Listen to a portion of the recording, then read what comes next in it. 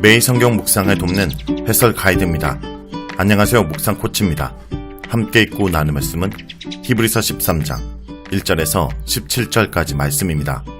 오늘 본문은 새시대, 새언약 공동체인 교회가 보여야 할 모습을 구체적으로 제시합니다.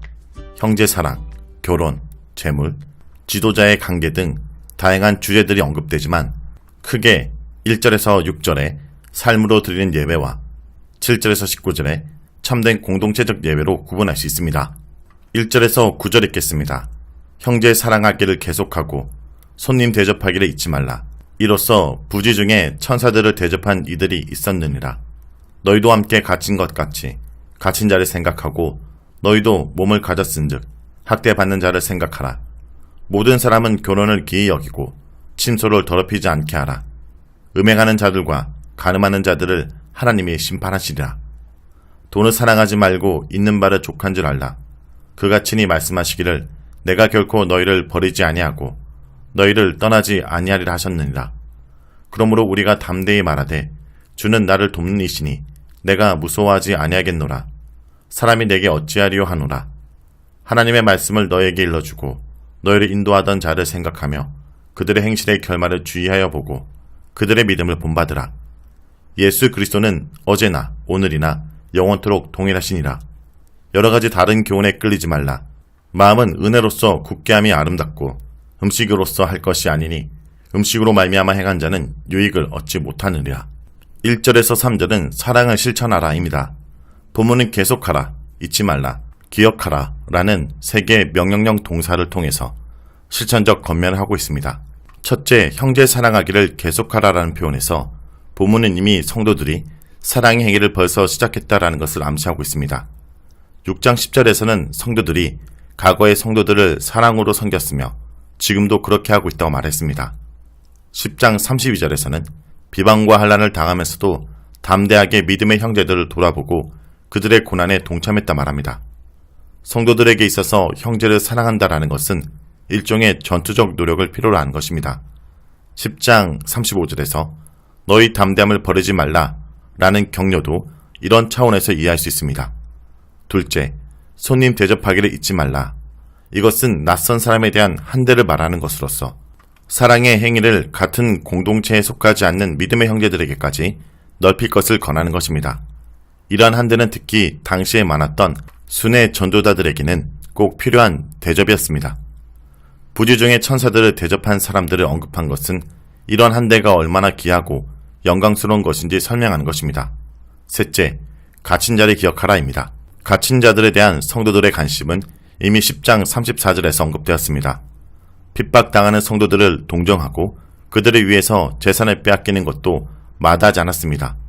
너희 자신들이 갇힌 것처럼 갇힌 자를 생각하라라는 것은 믿음의 형제 사이에 있는 일체감과 연합을 의미합니다. 그리스도께서 혈육에 속한 우리와 같이 되기 위해서 혈육을 가지고 오셔서 고난을 받으셨습니다.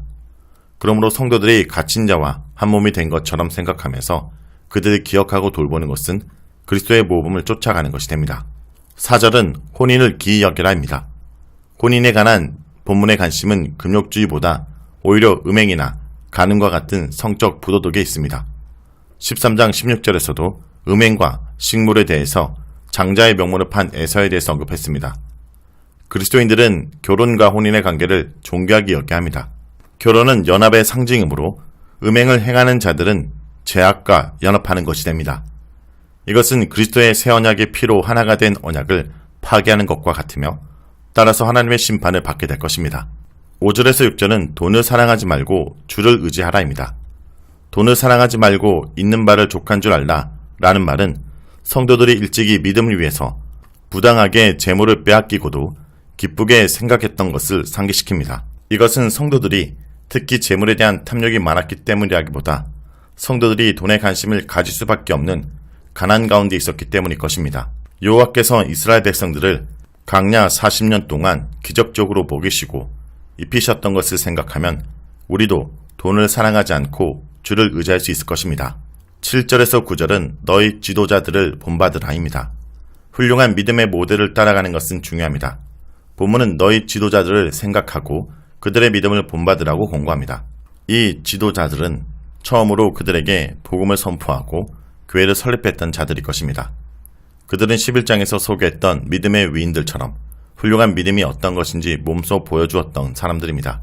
지금은 그들이 없지만 성도들은 그들이 가르쳤던 말씀을 기억하고 그들이 삶으로 보여주었던 믿음의 열매를 주목하여 보고 그들의 믿음을 본받아야 합니다. 본문은 여기서 두 가지를 강조하고 있습니다. 첫째, 그들이 가르쳤던 말씀을 기억해야 합니다. 둘째, 그들이 보여주었던 삶의 모습을 주목해야 합니다. 훌륭한 믿음의 모델은 말로만이 아니라 삶으로서 믿음의 행실을 보여주는 것입니다. 믿음의 삶은 한결같아야 합니다. 그리스도께서 어제나 오늘이나 영원토록 동일하듯이 복음의 진리도 시대에 따라 변하는 것이 아니라 항상 동일한 것입니다. 성도들은 특히 복음을 왜곡하여 가르치는 이상한 가르침에 끌려서는 안 됩니다. 그것이 아무리 그럴듯하더라도 그들이 처음에 받았던 복음과 다른 것이라면 단호하게 배척해야 합니다. 다른 여러 교훈은 아마 유대적 전통의 음식과 제사에 관한 것일 것입니다. 그러나 구원에 관한 마음의 확신은 하나님의 은혜로 되는 것이지 먹고 마시는 종교 의식적인 것으로 되는 것이 아닙니다. 10절에서 17절 읽겠습니다. 우리에게 제단이 있는데 장막에서 섬기는 자들은 그 제단에서 먹을 권한이 없나니 이는 죄를 위한 짐승에 피는 대제사장이 가지고 성소에 들어가고 그 육체는 영문 밖에서 불사름이라. 그러므로 예수도 자기 피로써 백성을 거룩하게 하려고 성문 밖에서 고난을 받으셨느니라. 그런즉 우리도 그의 치욕을 짊어지고 영문 밖으로 그에게 나아가자. 우리가 여기에는 영구한 도성이 없으므로 장차 올 것을 찾나니 그러므로 우리는 예수로 말미암아 항상 찬송의 제사를 하나님께 드리자. 이는 그 이름을 증언하는 입술의 열매니라. 오직 선을 행함과 서로 나누어 주기를 잊지 말라. 하나님은 이 같은 제사를 기뻐하시느니라. 너희를 인도하는 자들에게 순종하고 복종하라. 그들은 너희 영혼을 위하여 경성하기를 자신들이 청산할 자인 것 같이 하느니라. 그들로 하여금 즐거움으로 이것을 하게 하고 근심으로 하게 하지 말라. 그렇지 않으면 너희에게 유익이 없느니라. 10절에서 12절은 우리에게 있는 제단을 말합니다. 이상한 가르침이 무엇인지 정확하게 알 수는 없으나 제단과 제물에 관해서 언급하는 것을 볼 때 속죄와 정결에 관한 유대적 의식이나 아니면 기독교의 성례종과 관계된 문제였을 것입니다. 그것이 무엇이든지 간에 그리스도인들은 더 이상 율법이나 종교 의식적인 것에 의지하지 않습니다. 그리스도의 희생 제사는 복음의 핵심입니다. 이것을 대신할 다른 어떤 의식적인 행위도 없습니다. 만약 이런 것에 의지한다면 그것은 구약 제사 제도로 돌아가는 것과 같습니다. 그리스도께서 영문 밖에서 고난을 받으셨듯이 우리도 영문 밖으로 나가야 합니다. 이것은 더 이상 성전 중심의 의식적인 종교에 집착하지 말고 이제 그것을 떠나서 영문 밖의 그리스도께로 가야 한다는 뜻입니다. 그리스도께서 하나님의 뜻을 행하기 위해서 영문 밖에서 고난을 받으셨듯이 우리도 세상에 나가서 하나님의 뜻을 행해야 합니다. 13절에서 16절은 우리가 드려야 될 제사를 말합니다.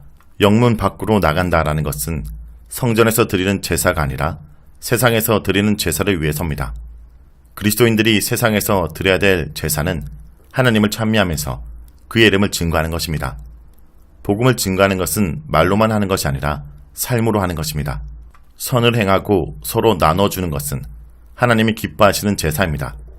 그리스도인들이 핍박과 고난 가운데서도 이러한 삶의 제사를 드린다면 그것은 그리스도께서 능욕을 당하신 십자가의 고난에 동참하는 것이 됩니다. 17절은 지도자에게 순종하라입니다. 본문은 7절에서 과거의 지도자들을 본받으라 했는데 이제 현재의 지도자들에게 순종하고 복종하라고 권면합니다. 지도자들에게 복종해야 할 이유는 그들이 성도들의 영혼을 책임진 자들이기 때문입니다. 그들은 만약 성도들이 잘못되면 그 책임이 자기들에게 있는 것처럼 하나님 앞에서 신문을 당할 것이기 때문입니다. 성도들은 지도자들이 즐거움으로 일할 수 있게 해야 합니다. 그것은 지도자들을 존경하고 그들에게 복종하는 것입니다. 만약 그러지 않으면 지도자들은 근심과 염려로 그 일을 감당할 수밖에 없을 것입니다. 이것은 지도자들이나 성도들 자신에게 아무런 유익이 되지 않습니다. 우리는 서로에게 유익을 주는 자가 되어야 합니다. 이 유익은 지도자가 성도들에게만 줄 수 있는 것이 아닙니다. 성도들도 또한 지도자에게 유익을 주는 자가 되어야 합니다. 자, 여기까지가 히브리서 13장 1절에서 17절까지 말씀입니다. 오늘 말씀을 통해 우리는 무엇을 묵상하고 적용해야 할까요? 하나님의 백성을 특징 짓는 삶의 최우선 덕목은 형제 사랑이라는 것을 잊지 말아야 합니다. 형제 사랑은 공동체의 형제 자매뿐 아니라 외부의 나그네도 포함되며 특별히 복음 때문에 수감이 되거나 고통받는 자들에게까지 확대되어야 합니다. 성도 여러분, 오늘 내가 구체적으로 돌아보고 돌보며 도와야 될 지체는 누구인지 살피고 형제 사랑을 실천하길 간절히 기도드립니다.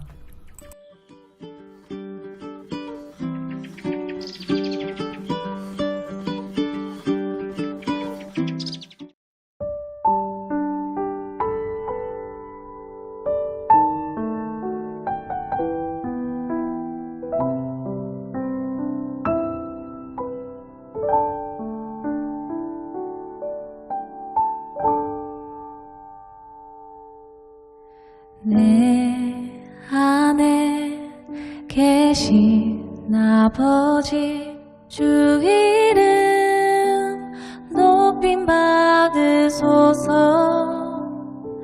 주의 마음 내 안에 가득하길 나의 마음을 다하여 죽음이 다가올 때도 하늘 소망 보게 하소서. 어떤 상황 속에도 예수 이름으로 기도하며 나가네.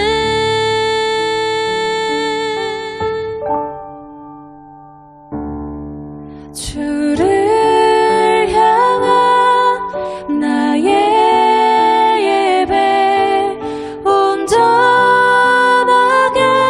드려질 때에 나의 모든 삶 주님께 속했네.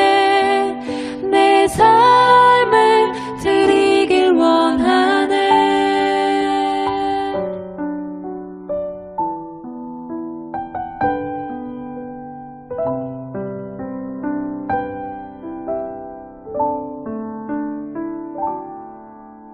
내 안에 계신 아버지 주 이름 높임 받으소서.